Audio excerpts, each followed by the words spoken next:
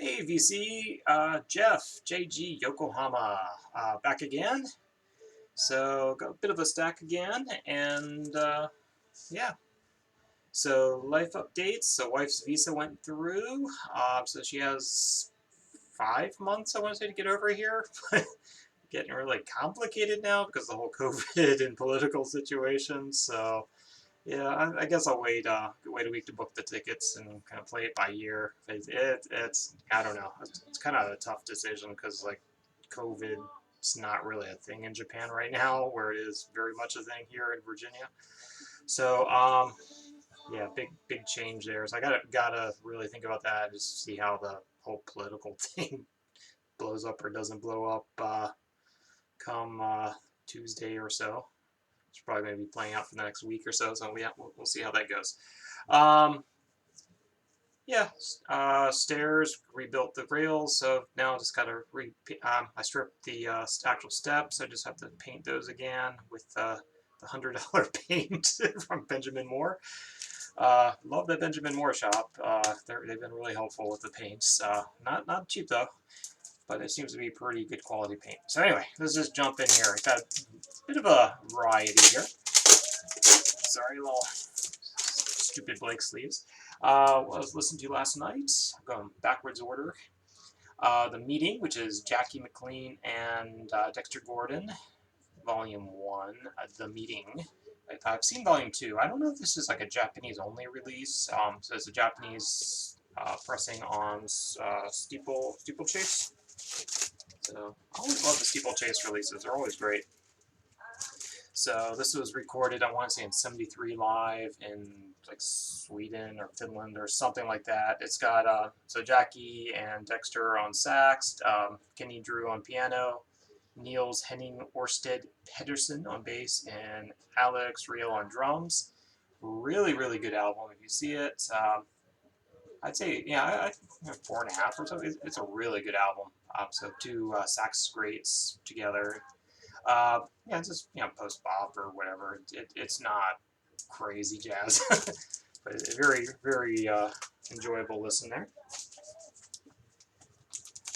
Next, this has been shown in the VC a lot, so I won't spend too much time on it. But yeah, Iggy Pop's post pop depression with Joshua Home, Dean Ferretta, and Matt Helders.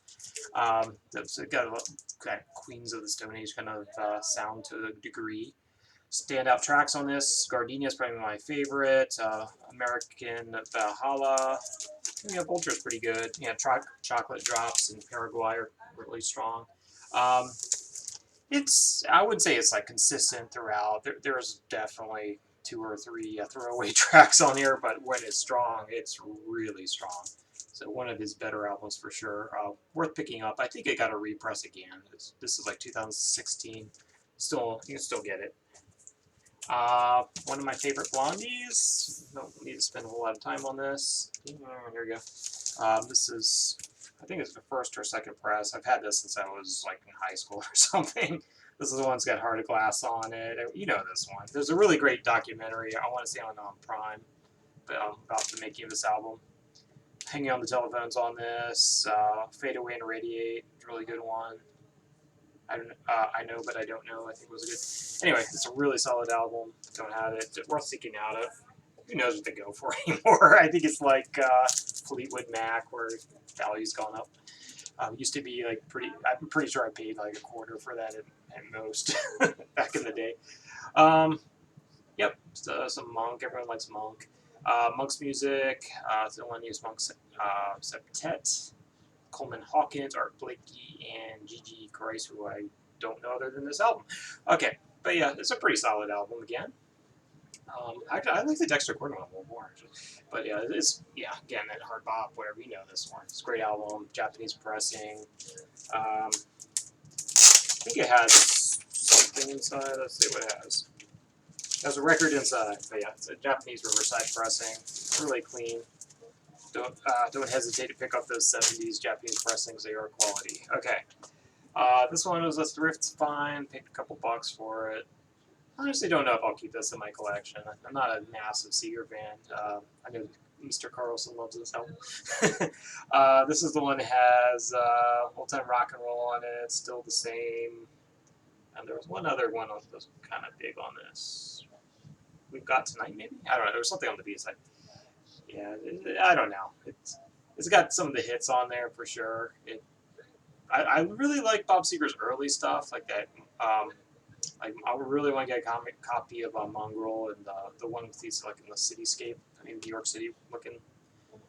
Detroit, probably Detroit or something. Anyway, for me, it's it's a 3-star album for me, but this one I really like though. Dave Mason, Hitkeeper. I think the one that you usually see with him in front of the rock wall, that's definitely the better album, but this is still pretty solid. You can get this all day long in the bargain bins. I don't know, I can't remember if there anything particularly stand out, but yeah, it's got some nice like keyboard work on this, or kind of organ by Mark Jordan. Yeah, Lonnie Turner on bass, some nice bass work, yeah. Drums, Congo percussion. Yeah, it's a pretty funky little album there. If you like that kind of organ-y, early 70s stuff. If you like stuff like, I got the bass, the Blue-Eyed Soul Dude, forget his name. Anyway, if you see this, it's worth picking up, or I would get the one in front of the rock wall before that if you can. Yeah, I think his story was like a session musician or something. He was on a lot of the 70s recordings. I'm very not well researched at all today. Alice Coltrane, this is that repress from a few years ago. Journey to, I'm going to mess that up, Satchidananda, with of course Pamela Sanders. Who else was on this? Some other heavy hitters. Who was on this? Cecil McBee is on here. Rashid Ali, Majid Shabazz, Charlie Hayden. There you go. Yeah, I wanted to say there was someone else I really liked. Charlie Hayden, my favorite bassist. So Gatefold reproduced from that Coltrane collection or whatever they call it. So yeah, kind of it's just spiritual jazz. Got a lot of the Middle Eastern stuff going on this one. Definitely. I'd say it was my favorite Alice Coltrane possibly, and it's Pharoah Sanders is one of my favorite jazz artists. He was awesome on this. Definitely worth checking out. At least stream it. It's freaking phenomenal. This one was a cheapo pickup from a month or two ago. I finally get around to listening to it. So been picking up a lot of the Gordon Lightfoot. So getting really into Gordon Lightfoot. So this is the one that has the Edmund Fitzgerald song, the sinking boat. It's a bit overproduced for my taste, for the most part, but it's still a solid album. Like I always see this for like $2-3. It's worth picking up. But it's a bit. I like the earlier productions on his albums for sure. This one's got a little more of the country rock kind of production on it, which I didn't care for. But the songs come through. This one was that one that Randall got for his noise review. Randy Weaver. So thank you, Randy. I actually love this album, unlike Randy. A little brutal in the back there. So this is Black Sunroof, and the album name is Feral. I think Randy had it mixed up. So Randy didn't get through much of all of this. So the two sides are a bit different. I think this A side is a little more listenable. B side is a bit more harsh, but I like both. This is like one of those ones you just kind of sink into your chair and kind of lose yourself in the music. Noise. It's noise. But it's got some. So this is what's his face? Yeah. So I did not really know much about what is it called? Oh God. Yeah, I need some more coffee already this morning. But what? Oh, I am pulling a blank. Skullflower. Skullflower. So Skullflower is one of Mark, what's his face, from Skullflower. That's his other band, I guess. Definitely, this is a very much a Sean thing, but very much in my wheelhouse. Somehow I totally missed that the whole thing. I was very into the noise artists, like in high school and college years. I kind of was I don't know. I guess when the zines started disappearing and everything went online, I kind of lost touch with the whole scene, and especially when my time in Japan. Like, the, I think when I moved to Japan, I was expecting the noise scene to be a lot more accessible than it was when I was there. My second time I was living in Japan, I did see a lot of noise artists, but the first time I don't know, maybe it was just the area I was living in Yokohama. I just couldn't, I just didn't get the show flyers and all. But the second time around, I guess the internet was a lot more established. I knew where the gigs were. I knew people active in that scene. But yeah. Anyway, noise. Has little more of a structure than some noise stuff. Yeah, this is for me. This is relaxing, but for some people, this would probably be really grating. Like, yeah, Randall had a strong reaction. For me, I can kind of chill. Just like throbbing feedback and grinding guitar kind of stuff. But yeah, just kind of. For me, it's just something I can just put in, just sink into my seat after a hard day and just kind of chill and brood. Maybe it's brooding music. I don't know. Got a lot of weird brooding stuff to brood about. This one, it's one I've been on my want list a while. I've just kind of pulled the trigger. I'm trying to get some of those albums I just really wanted before my wife and kid get here, because I think I'm going to have to rein it in a lot when they're here. Probably the first few months or so, I'm probably not going to be doing much buying. I've got like so much stuff to do in the house. Like the whole first floor, for the most part, is not furnished. So I've been putting that off while I'm fixing stuff. But this Wipers, I want to say their first album. Pretty sure it's their first album. I really like this album. I really like the what's the title? It's kind of like a purplish cover. More kind of abstract again. But that one's also super good. I think that was their second album, third album. I think that was their second album. But yeah, this is the one that has, Are You? It's the title track. Is It Real? That's a really strong song. I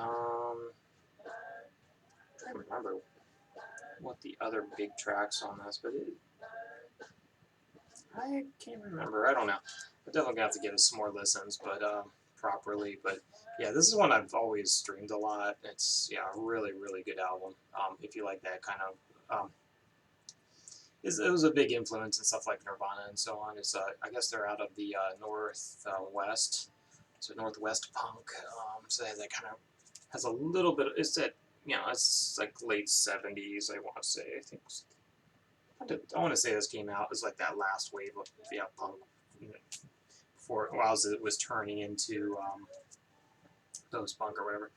So it's got a little less of the Sex Pistols, Ramones, but it's pretty raw. Good stuff. Really good album. Wipers, Is This Real? This one was slightly disappointing. Charlie Lubin. This is actually, I think, a UK press. It's really hard to pull that out, but anyway. So on Capitol, so it's got the rainbow, the many moods of Charlie Lubin, half of the Lubin brothers. That's that one with the Satan cover that everyone loves. That's a great album, which I don't have. As I do want. I only have one other Lubin brothers that I found a couple months back. Oh, it has an advertisement for Emitex record cleaner. That's pretty interesting. But yeah, it's a UK. It's got the what do you call that? Foldback? No, I forget what those are called. Anyway, yeah, it's okay. He's definitely going for a little more of a pop country thing, I guess. I don't know. This was like 67, 68. Yeah, so his album's in great shape. I only paid a couple bucks for it, but definitely not as good as with his brother, whatever his brother is. Obviously, Lubin. Doesn't say, but yeah, he's Ira, I think. But yeah, anyway, yeah, definitely not as good on his own. Slits. I have a couple Slits albums. One bootleg and one. It's kind of like a 12-inch single kind of deal. So this is their big album cut. So excuse me, that's the one they have. The repress actually includes "Heard It Through the Grapevine." I think they sing bassline on their version. But yeah, that's the standout track, of course, the bonus track. But it wasn't on the original album, I suppose. I think it was a B-side. Typical Girls is on this, which I have the Typical Girls bootleg. So I think it's a live recording of a lot of this stuff because I could never find this when I was in high school, and I don't know if I could have gotten it through that. I would have had to smuggle this one through the through the front door while I was in high school for sure. But yeah, I'll have to throw the bootleg on because I remember that one being really good. But it's a bootleg of an official release. They just retitled it. It was like a UK or something, release only. Then they bootlegged it for the States. It's a good album, though. I listened to that a lot. But yeah, great album. So let's cut. I think this is a 2019. So yeah, you can still get these. I think they're getting a little more scarce, though. This is a Japanese pressing I bought a while back. It was in Tokyo. Actually bought this in Yokohama. Blues Breakers, John Mayhall, and Eric Clapton. So you'll see this is the Japanese reissues. It's all in Japanese. It has Japanese inserts on London. And it's got, yeah, English, Japanese lyrics. Maybe no Japanese?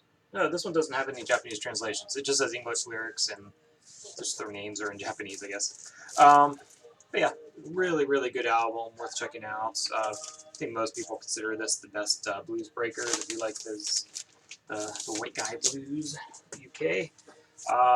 This is that Sundays reissue, not an original. Wish it was. Super, I guess, folks-like. So Alexander Spence or Skip Spence of Moby Grape fame. Everyone talks about this album. There's a reason for it. If you don't know it, do you like kind of singer-songwriter-y stuff? One of the best. And there was a more or something from Record Store Day a year or so ago. So Alexander Spence. This is the Sundays, which is a really good pressing. It was pretty lo-fi to begin with, so whatever. Pick it up if you see it. It is worth it. This one, this is also from Randall Weaver. I think I might have shown this briefly last week. Ekin Phil. You might have actually liked this one, Randall. I don't know if you listened to it. So this one, it's more in the ambient, like Brian Eno, airport music or whatever, in that vein. So pretty chill background or relaxing music if you just want to sink into your chair. Really, really good album. So this one, yeah, both this one and the Other Noise album, yeah, they're 4.5, 5-star albums for me. So I think they found their home. So thank you, Sean and Randall. Yep, and then this one I picked up at a jazz shop in Tokyo. It's going on the way to the movie. I had like an extra half hour. I want to say it was Blade Runner or something. I can't remember what I was watching. So was it just called Toshiko? I think it is. Okay, so Toshiko Akiyoshi, the Japanese pianist. This got to be late 50s. This is like her first or second album. This is a Japanese pressing on Trio. Storytime Trio. A great label on this one. So this is Akiyoshi with Edmund Thigpen on drums and Paul Chambers on bass. So this would have been after she'd already moved to the States. It's very technical. She got more into arranging big band stuff later in her career. But in the early career, she was mostly, sextets and smaller quartets, whatever. This one's 3-piece. So yeah, really, really good. Worth checking out if you like piano jazz. You like your Bill Evans or whatever. Worth checking out. Very good albums. And later career, just keep in mind it's more big band, but it's very big band stuff's actually quite good. I was surprised. I wasn't expecting to like it as much, but I actually did. And then this one was the Ritz Vines fairly recently. So Golden Hits of the Everly Brothers. Well, this is their hits. I'm not gonna go crazy on the Everly Brothers. So I got this, and I got like a CD comp, and I'm pretty much good with that. This is a really clean copy. I don't know. Honestly, I can barely remember these ones, but it's a good album. Anyway, I'm at 20 minutes. I don't want to keep this too much longer. So a couple CDs, and I'll call it quits for the whatever. So Skin Graph Records. This was from Sean. Thank you, Sean. This is You Fantastic.